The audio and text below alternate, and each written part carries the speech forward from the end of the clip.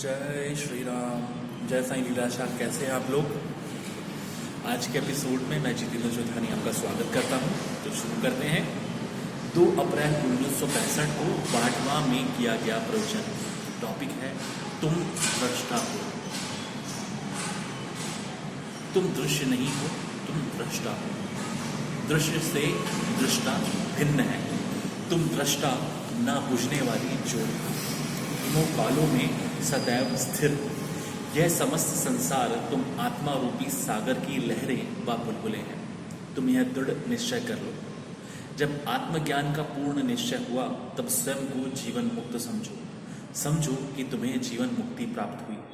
तुम दृढ़ निश्चय कर दो कि मैं आत्मा हूँ, न बुझने वाली ज्योत हूँ।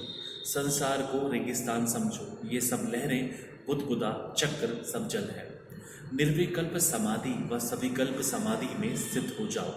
तुम आत्मा रूपी सागर की सब लहरें, बुलबुले, भंवर, चक्र हो। सब तुम्हारे अतिरिक्त कुछ नहीं।